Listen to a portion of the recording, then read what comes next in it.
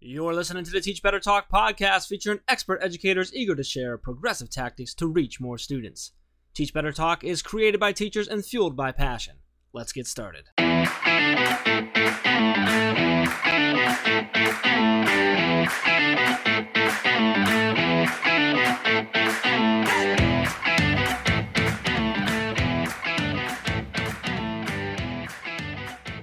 Hey everyone, welcome to episode 231 of Teach Better Talk podcast. My name is Ray Hewart, and as always, I am with my unappreciative, jerky co-host, Mr. Jeff Gargas. Hi, Jeff.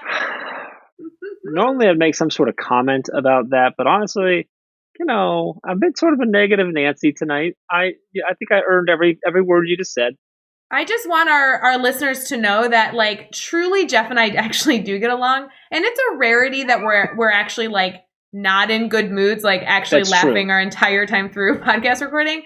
Today, Jeff's been a little frustrated, and it's kind of funny for me I'm like, wow, Jeff's human. That never happens. It's been a rough few days, and I think today was a day that I think everything piled up. I just want you to know that I understand you've had a rough few days, and it brings me humor, and I just want you to know that about me. It's good. I'm glad that brings you humor. Wow, man. Okay, are we still recording? Is this still happening? We are still recording. Yes, our listeners are now seeing this side of our relationship. Yeah, I just want to note, though, because I think it's important every now and then to mention this, that we actually do get along really, really well. We do. The banter is all in fun. It's with the underlying, love and appreciation. Otherwise, I don't think we'd be able to do it as much and work as closely as we have to. And as often as we have to be like we have to move quickly and of stressful nature sometimes and stuff, and still not kill each other. It's pretty good. I think it's good. It's good stuff. I do enjoy our goofy Monday nights. And I am sorry, buddy, that you're having a rough day. I kind of am hoping that by picking on you, you forget about it and you get more frustrated with me. So you're laughing at gosh, Ray, she's so annoying, instead of forgetting all the stuff that you went through. Definitely there. So good job. Yes. I was actually going to say, we were talking about it beforehand, but one thing that has been fun recently that we've gotten to do together is we've been meeting with a lot of our team, which has been really cool because, first off, the team has grown a lot this year, which is neat because when we have these meetings, we're kind of a lot of people on this team. This is kind of cool. We need to clarify. I want you to go into wherever you're about to go with this, but I just want to clarify. When Jeff says we've been spending time together meeting with our team, he means 3 6-hour Saturday morning meetings. He does not mean we've spent some time together. He means we've lived together on Saturdays. via Zoom, but yes. Via Zoom. Yeah, so we did. So we had about 6.5, almost 7-hour meeting 3 weeks ago, and then the last couple of weeks, you and I 2 weeks ago, you and I did. It was 6.5, and then this past weekend we did about 6, but we had team member folks popping in and stuff throughout. We're doing that again this Saturday, and then more the following Saturday. So yeah, it's a lot, and that's just as of right now. If we don't get done what we're supposed to get done, we're probably going to do more. So so let's clarify what these meetings look like, because I want to actually get into who we're meeting with and all that fun. But I just want to set the tone. You wake up in the morning, you get your coffee, you sit down at your computer. You have a warm cup of coffee and a bowl of Chex Mix and maybe a water bottle. And you just sit and you work for 6.5 hours. Yeah, pretty much. And then you have 16 Word docs and 5, and then a notebook in front with notes there. I've got an iPad open and sticky notes and, Basecamp open. So it's really organized, guys. It's so well done. Really organized. But it's a lot of fun because what we've been doing right now is looking back on 2020. What went well, what didn't went well. What did people like, what didn't they like? How do we be better? And then looking at 2021 and saying how can we be better for our audience, for all of you listening, and for anyone watching. How can we do things better for you? How can we be better for our team, and support them and the teachers we work with, the students that they work with, everything like that. Which is fun to think through that. Absolutely, that's why we do what we do. So. And Jeff, you mentioned it earlier, and I cut you off because I'm a brat. But earlier, you were reflecting on how much the team's grown. Where we were this time last year, just with the people that were on the team, with the the leadership that even existed, that as we continue to grow, it's been incredible meeting with members of our team that have. I'm holding up a 3, and I know I'm confusing you. I apologize, but we've grown almost 3 times from where we were this time last year. Oh wow, 3 times. Just shy of 3 times the amount of people on the team. Sorry, I didn't mean to interrupt you. I was thinking through that, and my hand made 3s. So like this.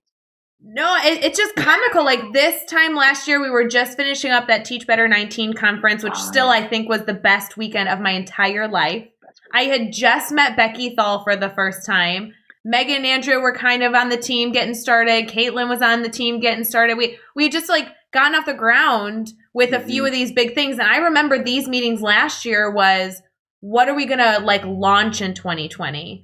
Yeah. And now a lot of what we're doing is getting to kind of like continue to support and empower the people that are on the team that are already helping us sustain these projects and really make them even better for 2021. And I think we should give a shout out to the people we've met with so far. We haven't met with everybody on the team yet, but we have people who are just dedicating so much time to being innovative. Like they're so inspiring. The people on our team are so stinking inspiring. It's unbelievable. Yes.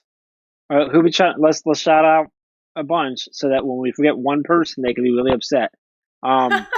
Okay, so do we start with Chris, who edits our podcast, because Chris he's going to hear this first? We haven't met with Chris, but he always gets a shout out because he can make us sound really, really bad or worse. Yeah.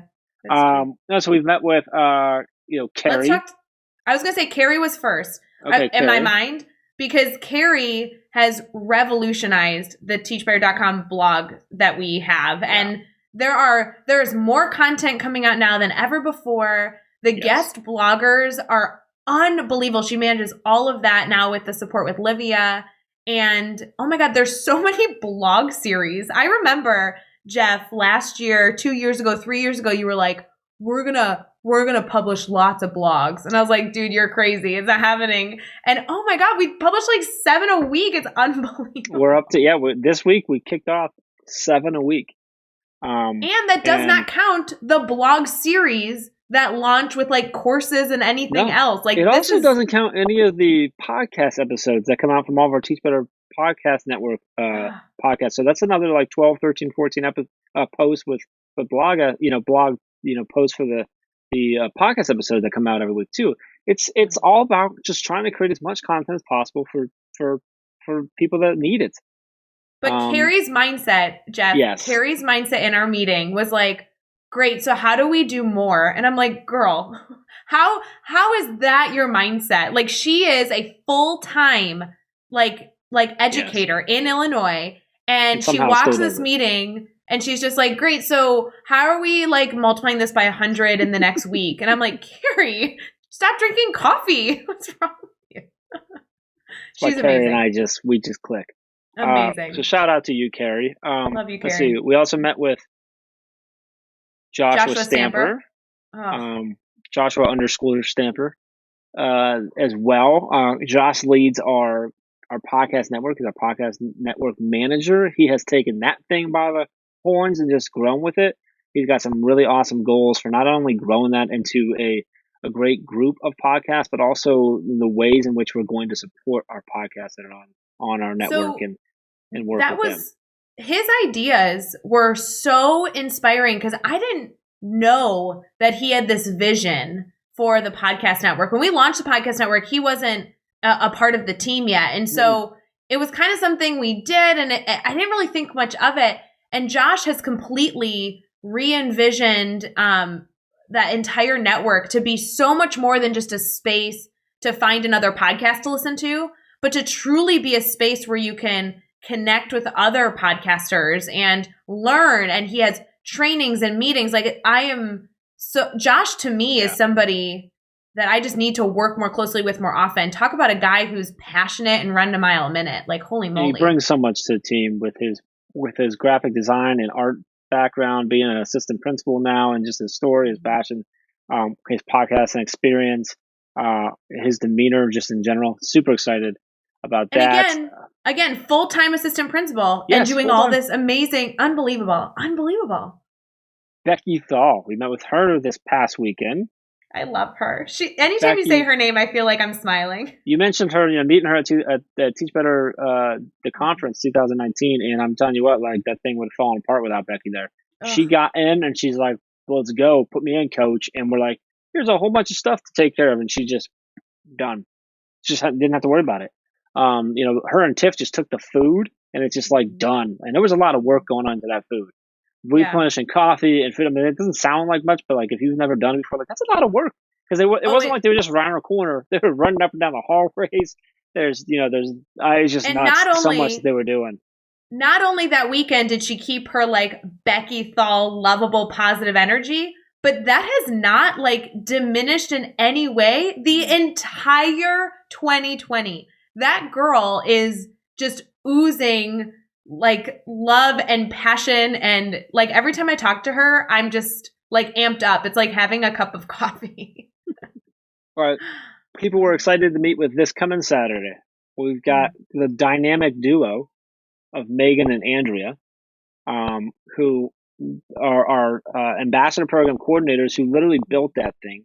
We're like, they asked how they could help. We said we had this idea. They're like, yeah, we'll go. And it was just like, apparently it got done. What I love most about them is they put so much work in that before, like being able to see it come to fruition at all. And now they've just built that from there. And that group of ambassadors is such a family, a tight-knit family.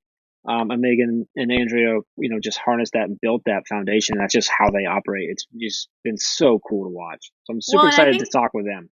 That's something I'm excited about too, because they not only worked almost a year to build it before it launched, but then to have built the culture within that group, and then to know that we're opening more opportunities to enhance that group. Anybody listening who wants to be a Teach Better ambassador, there will be opportunities in 2021, multiple, to join the family. And I think it's so wonderful to see that scale. Like that's those good people, guys. Good people. That's exciting. This Saturday, we also have Becky Schnexer.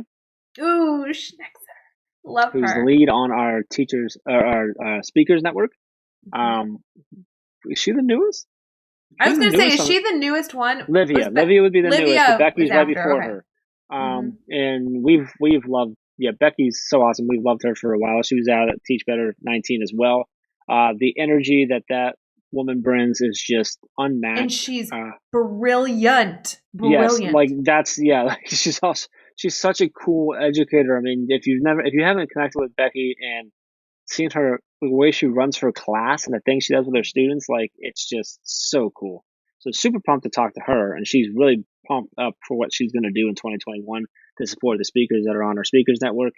And then we get to meet with Dr. Dave Schmittou on Saturday as well. And that's all I can say about Dave. No, stop. Dave's incredible. We talked about him in our last episode, so you guys know that we're huge Schmittou fans, but Dave to me always pushes me to be better. Like everybody that we've mentioned adds so much value to my learning. I just love these people. And we didn't even name the entire team. We just named like who we've met with over the past few weeks. And we didn't even mention Jennifer and Hans Apple and so many other people, like Michelle and Emily and Bella and Caitlin and Bella. Oh my God, it just goes on and on and on. All these people. We can't forget anybody. We said Olivia, and Chad. Wait, is Chad a part of the team? Chad's a guy too. He's on the team too. I know this is weird because I'm like getting on my phone right now, but for me this is kind of a neat thing because I would never have to have gone to my phone to make sure that I didn't forget anybody. Like, oh goodness! But I love that I have to look. We got everyone. I'm just looking through here. Like, how sneak peek. Like I'm just scrolling through our team. It's really I love doing that. Sorry. No, it's full incredible people that do incredible work, and I am better because they're in my life. And I know that sounds cheesy and dumb, and you can tweet at me and DM me and tell me I'm a loser, but like meeting with them. Like, I know why I do the work that I love to do, but meeting with them is the best feeling on the planet because they are so stinking driven. I just can't even keep up. I love it. Yeah, so fun. All right, So so shout out anyway, to the team because they allow us to do love you, this team. every Monday too. Speaking of it just being better for knowing someone, our guest today, Tom Boyle, coming to us all the way from Australia, which is awesome. So he was in the middle of his day tomorrow, which is fun. So he's like in the future. He's in the future. He's in his school. So Tom is an assistant principal or he's a principal in a elementary school in just outside of Melbourne, Australia. I love his story. Actually came to the States to play basketball at the collegiate level and get his his education here. Went back home. Hopefully he gets to come back sometime again in the future. Really enjoy just his stories, his passion for what he's doing, and just talking to him. It's really cool. We've been connected for a while. Because I had to ship a Teach Better book to him because Amazon wouldn't ship it to him. So we got connected forever ago. So it was really cool to have him on the podcast. Anything else? Anything you want people to pull from this or pay attention to? There's so much. Oh, something I really appreciated about his reflection and so many of his answers was focused on feedback. I think the more we can continue to focus on being reflective and, gaining feedback from others, providing feedback to those around us is so valuable. But I just feel like Tom really emulates what we talked about at the beginning of this podcast is you guys surround yourself with good people. Tom, I really, really enjoyed connecting with him, and I'm so excited to continue to see what he does in education because he's going to do incredible things as he continues forward. I love it. With that, let's get into episode 231 with Tom Boyle. Hey, what's up, podcast? It's Jeff. Don't worry. We're going to get right back into the episode, but I want to make sure you were aware of a brand new course that we have out in the Teach Better Academy right now, Leading by Empowering. This is the first course by our good friend and our Director of Leadership and Development, Dave Schmittou. Within this course, he covers a lot of stuff. It really goes through a self-reflective journey of figuring out who you are as a leader. He talks about opening the door for difficult conversations with your staff. He talks about becoming more knowable than knowledgeable, and continues on about relationships, risk-taking, celebrations, leadership, and growth. It is over at teachbetteracademy.com. If you already have the $9 a month membership, it'll be in your My Courses dashboard now. Otherwise, head over to teachbetteracademy.com. Use the code PODCASTTALK to save 25% right now on Leading by Empowering. All right, let's get back to the episode. All right, we are here. We are chatting with Tom Boyle. And Tom, it's so awesome to have you on the podcast. You're talking to us from halfway around the world here, coming to us from Australia, which is really exciting to kind of dive into your world and how education looks for you and your journey and just learn all about you. So we're super excited about that. Before we get too far into things, man, how are you feeling right now? I'm feeling motivated. We've had a pretty crazy time over here in Melbourne, Australia. We just got out of a 4-month lockdown, bit of a draconian lockdown, I guess, with this whole COVID situation. And I guess as our government calls it now, we're in a COVID normal. So we're trying to get back to normal, and I'm just motivated, enthusiastic, and driven to help the kiddos and my staff get back to some form of normal now.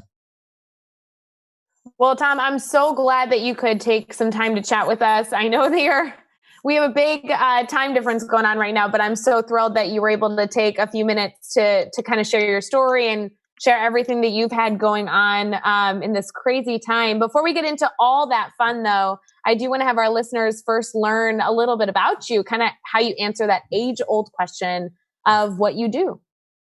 Alrighty. Well, I guess my journey actually started over in America, where I was studying at the time, and my career advisor kind of asked me, "What do you want to do?" And I guess I kind of looked around and said, "I'm not 100% sure." And they said, "What about teaching? You like coaching basketball, you play basketball. Have you thought about teaching?" And I thought, you know what, this kind of sounds interesting. And from then on, the rest is really history.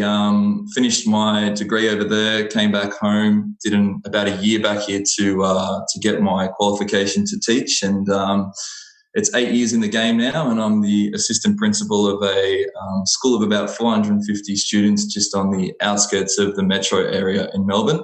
And I guess for me, I look at myself as just an advocate for students. I think, they're our future. And as cliche as that sounds, they really do need the best possible start and the best support and guidance to be able to be positive members of society in this world that we live in. So I guess an advocate for kids is what I put it down in a short summary.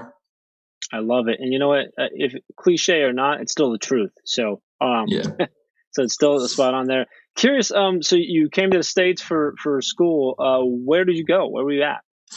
I came over for basketball. Bit of a dream as a little one to go over and play in America. It's where the home of basketball is. So came over to a small school out in Iowa, transferred up a little bit north into Minnesota. Nice cold weather, which was an experience in itself, but loved every minute of it. So really hoping to get back one day and take the family back out there and show them, what it was like a few years ago. I love it. Well, I hope sometime in the near future you'd be able to do that. So that'd be great. Yeah. I want to talk about, one of the things we chat about on this podcast all the time is failure. I always say that I've been fortunate enough to fail a lot in my lifetime because it's led me to where I am. It's given me the lessons and learning that I've needed. So I love hearing other people's stories and journeys on that. Can you share a story with us about a time that you've had a failure? Kind of take us there with you. What happened? How did you overcome it? And what did you take away from that experience? I guess a failure I looked at would probably be early on in my career. I came out of, my studies really big on building relationships. My experience led me to being able to connect with students is all based on building positive relationships with them. And, at the time I thought it was one of the most important factors of being a good educator, and I still do. However, at the same time, I was given a piece of advice from a colleague that at the time I didn't realize how detrimental that type of comment could be. But the comment was, just make up assessment. No one checks it anyway. And at the time I knew that was wrong, but I didn't fully understand the extent of how kind of wrong that comment was. So I spent my first year or so in education building those relationships with students, but not putting an emphasis on using evidence to inform my practice with my kids. I think I took it more on face value, and I didn't dive deep enough into really understanding what my students needed to progress with their next step in learning. And I think as my journey kind of progressed down, I started to realize that that piece of advice wasn't something that was positive, and I needed to reflect on it and really continue those positive relationships with students, but at the same time focus on what they show that they can and can't do to help support them on their learning journey. Great takeaway from that. So let's flip that now.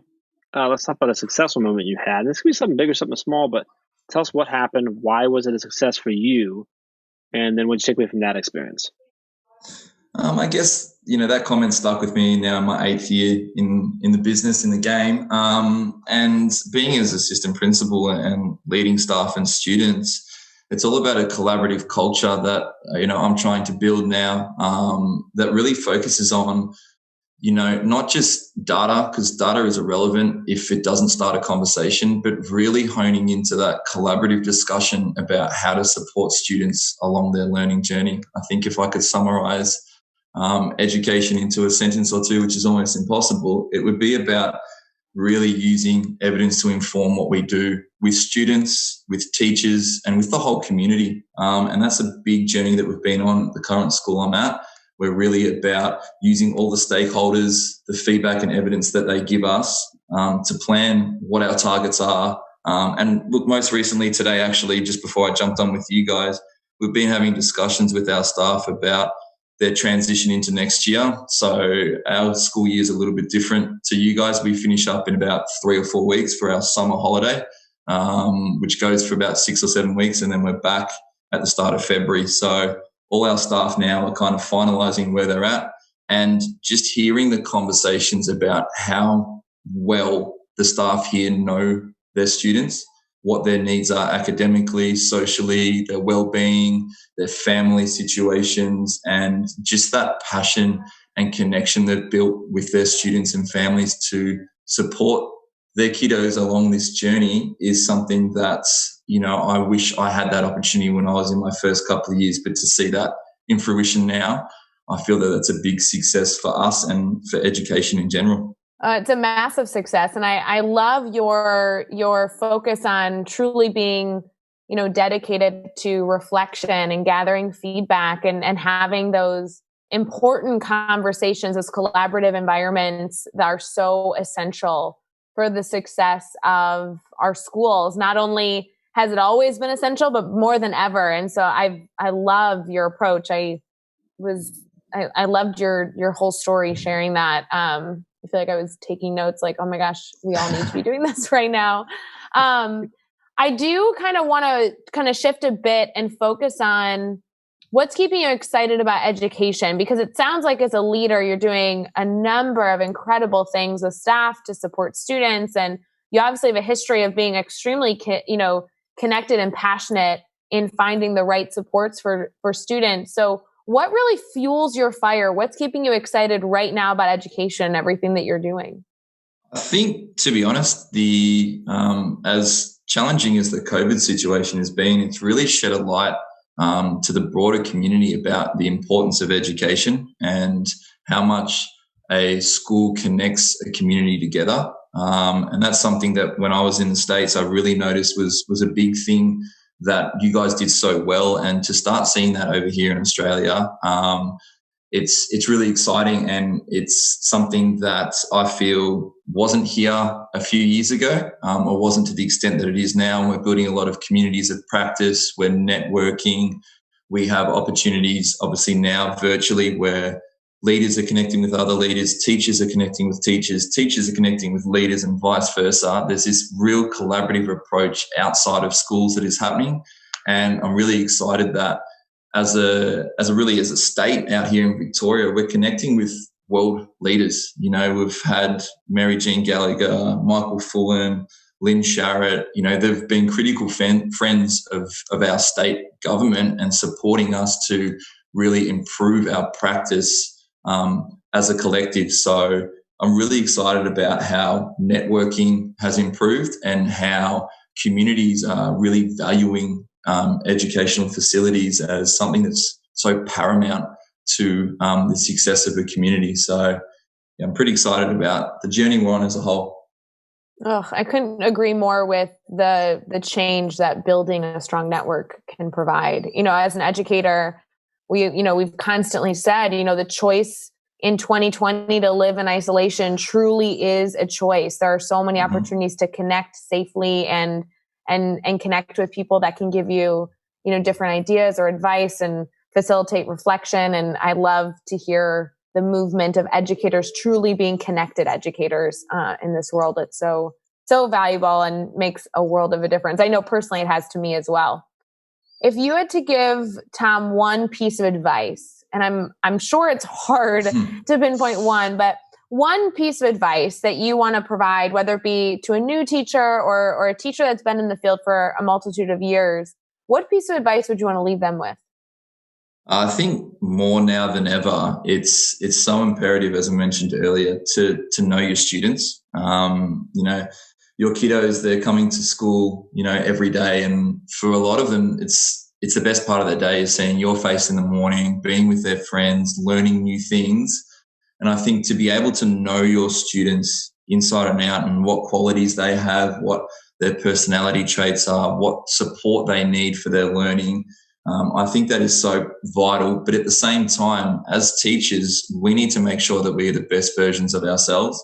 And I think looking after your own well-being is something that's so important. And it's a bit of an initiative out here at the moment about staff well-being. And one thing that I would make sure that every educator reflects on is that there's no one-size-fits-all approach. You need to find something that works for you, that looks after your own well-being and your self-care and your state of mind. So when you do enter the school building every morning, you're the best version of yourself. So therefore, the kids that you work with get the best version of you, and they can end up, hopefully, being the best version of themselves. That is so true, Tom, and so important. And I really love the part you mentioned. I think a big key is that there is not one size fits all, right? You have to find what works for you, and you individually makes you the best self. And I love how you wrapped that up with so that hopefully your students can be the best version of themselves. That's obviously it's a big push here in the States, and rightfully so important, especially during everything that we're all going through with this pandemic and everything, and the pressure and the responsibility being put on educators right now. It's more important than ever. So awesome advice. I love it. Let's have some fun with these next 6 questions. I'm going to throw these at you. Your goal is to answer each one in 15 seconds or less. You ready to go? I'll give it my best. All right, here we go. Give us one ed tech tool you cannot live without. Clickers. Give us a book you're reading right now. I'm reading 10 Mind Frames for Leaders by John Hattie. Who do we need to follow on Twitter or Instagram today? I'd say Lynn Sharrett, Dylan William, and anything to do with the visible learning research. What's a good YouTube channel, website, or podcast for educators to check out? Obviously, your podcast is something that really got me enthused. I'm sure you've heard that before, but it is one of the best out there, I believe. And to add to that, TED Talks. I love a good TED Talk. Love it. I actually think you're the only one who listens, Tom, but we appreciate that either way. Give us a daily, weekly, or monthly routine every teacher should get into. As I said before, there's no one size fits all. So something you like to do that makes you be the best version of yourself. And the best piece of advice you've ever received. My wife actually gave me this piece of advice. She said, if you're going to be an educator, be the best educator you could possibly be. Oh, Ray, I think the trophy goes to his wife. Oh my gosh, absolutely. You can't have the trophy. We're giving it to your wife for sure. And I need that quote like as my background on my computer or something. Oh, if you're going to be an educator, be the best educator you can be. Oof. I mean, that's good advice no matter what. You could do like, if you're going to be a blank space, be the best blank space you could be and just like sell it to everyone. Like, it's just the truth. I love it. Simple but effective, I'm just saying, I think that needs to be like a Teach Better swag bumper sticker. I think all of us would go and grab that one. I love that your wife is a genius and now an owner of the Teach Better Talk trophy for sure. I love it. No question about it. Tom, I want to make sure that our listeners can stay connected to you. Do you mind kind of sharing how everyone can stay connected and where they can continue to reach out if they have questions? Yeah, no worries. Social media and education isn't as huge as it is in the States out here, but I've got a Twitter handle, TomBoyle87, and I can leave my email address on the website. Anyone can shoot me an email and we can continue to network and connect because it's the most important thing in education. I love it. And you can find all the links and all the resources and everything we mentioned in this episode over at teachbetter.com, as well as the links to connect with Tom, keep the conversation going. So make sure you head over to teachbetter.com for all of that. Be sure to hit subscribe so you don't miss any upcoming episodes. And if you can give us a rating and a review, we'd really appreciate that as well. And let's keep taking this one step further. Think of just 3 of your colleagues who need to hear these amazing stories and share this podcast with them. Tom, this was awesome. I remember connecting with you. I'm thinking back to how long ago it was when we originally connected.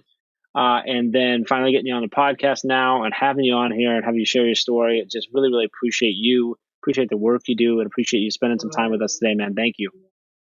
Thank you, guys. And until next time, let's get out there and let's teach better.